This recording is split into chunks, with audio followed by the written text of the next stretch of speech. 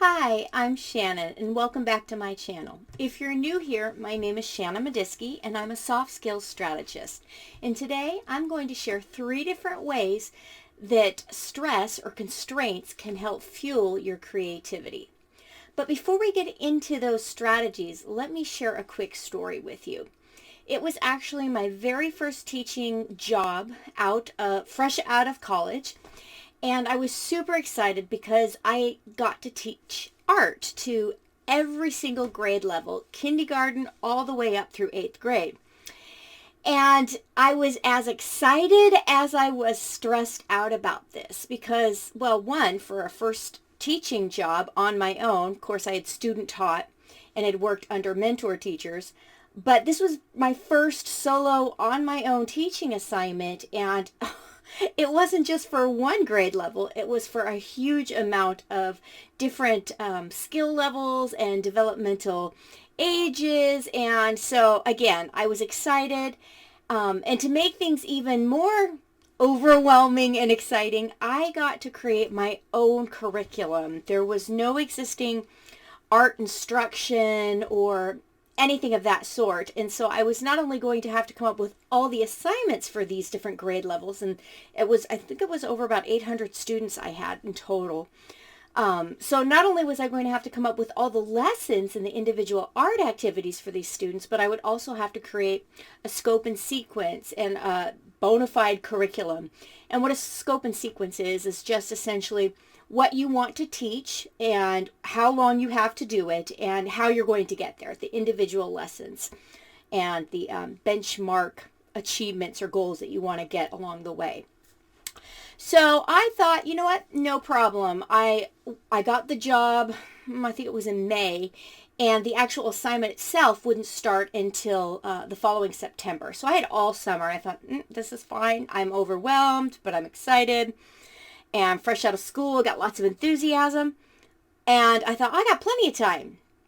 And so to be honest with you, I piddled away the summer. I came up with some ideas, didn't really like them, purchased some books, looked for ideas online, never really found anything that resonated with me that I was going to be excited to teach. And that was important to me. I wanted to have something that I was going to be excited about so that I could hopefully get the kids amped up to do it as well.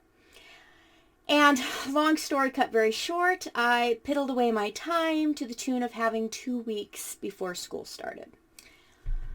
Oh boy, I did not do myself any favors. So all of a sudden, I was under a great deal of stress, and I had the time constraint of 2 weeks to figure out activities for 800 kids ranging in age from 5 all the way up to 8th grade. What was I going to do? So let's press pause on that story for a moment and let me share the 3 strategies, the 3 different ways that you can use stress or constraints to fuel your creativity. The first thing you can do is understand that, well, necessity is the mother of invention, and we can capitalize on that by letting necessity fuel us and push us. It can force us to think in different ways and to break out of that proverbial box and to think in different ways. Suddenly, when you're desperation, you can utilize that to fuel your thinking and to open your mind and to push past ideas that you ordinarily would have tossed aside as not worthwhile or not going to work. Suddenly, when you're desperate, you can look at things in a whole new light. That can be a good thing and it can be a bad thing. So go ahead and exploit that desperation in the sense of opening your mind up, looking at things in brand new ways, not being so quick to dismiss something right off the bat because it could be a potential solution. Secondly, constraints don't have to be dead ends. They can merely be redirection. Constraints can provide us with structure and framework. Now, I piddled away nearly 3 months of time that I could have committed and built a curriculum, but I didn't. Instead, I guess I needed that push, that pressure of those 2 weeks time that was all I had left. So constraints can really give us direction. It can scaffold our thinking. It can help create some structure where there might not have been. And just like little children need boundaries, it helps them learn. Constraints can help, well, takes away the fear of the blank page. If you're someone who's ever sat down to write or paint on a canvas or solve a problem at work, suddenly the big open skies can be just as overwhelming as it is exciting, like I felt when I took this job. Constraints, on the other hand, can, like I said, build a framework, give us a defined area, space, or just rules and requirements that we need to work in order to help us get the ball rolling in the right direction. And thirdly, desperation or constraints can force us to pick and stick. Sometimes when you have too much freedom, like I did at the beginning of the summer when I first took the job, it's too easy to jump around and not stick and see something through to completion.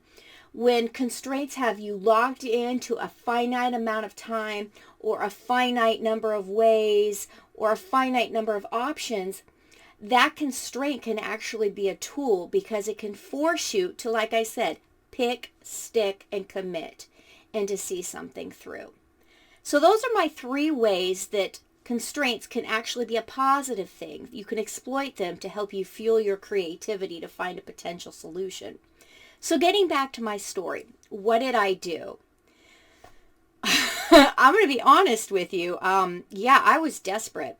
So I took a sheet of paper. Well, first of all, I needed to come up with an activity that was going to be good for all the different grade levels, all the different developmental stages.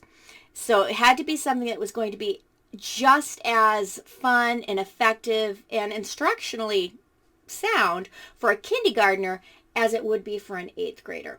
So this is what I did.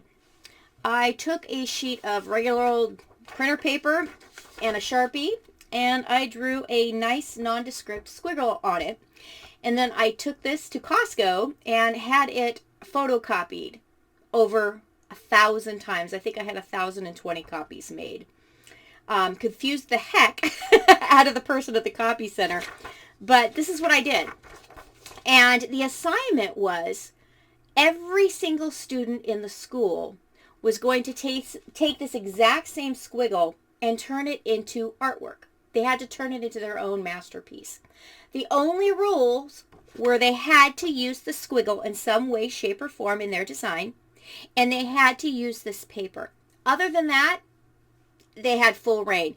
They could do it in landscape form like this. They could put it in portrait and create something new. They could even do it on a diagonal. They could use colored pencils. They could use markers. They could just use graphite, just regular old pencil. They could use crayons. They could use all of those things. They could create a picture. They could create a design. It didn't matter. So you get where I'm going. They could do anything they absolutely wanted to with this.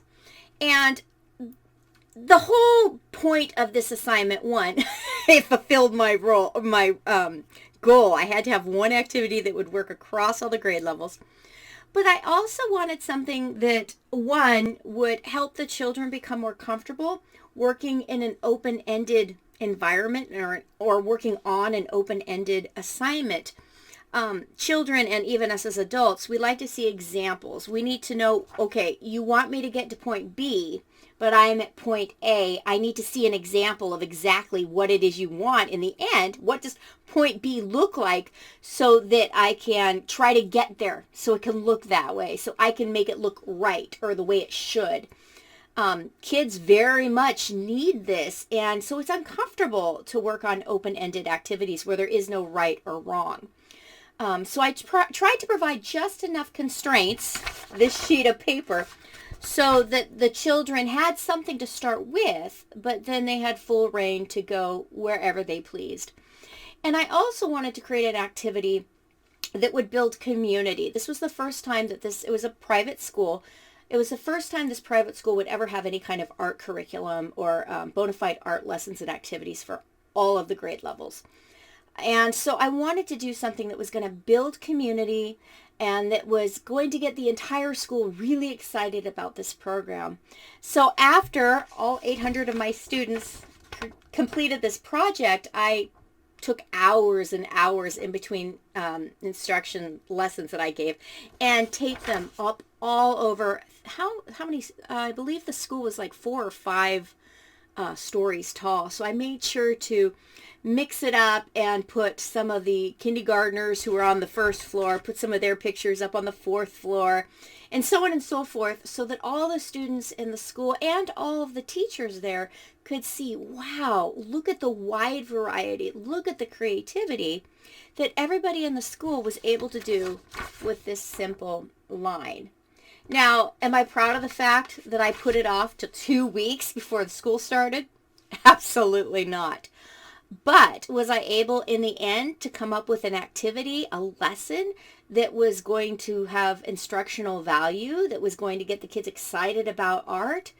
Absolutely. And honestly, I think because I allowed the constraints and the pressure and my desperation to fuel my creativity and get me to think in ways that I otherwise wouldn't have, there's no way I would have come up with this activity back in May when I accepted the job.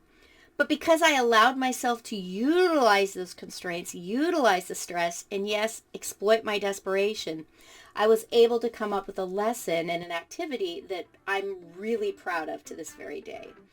And so I hope that these 3 strategies help you become more creative when you have to find a solution to a problem you're facing. Thanks so much for watching, and I'll see you in the next video. Bye-bye.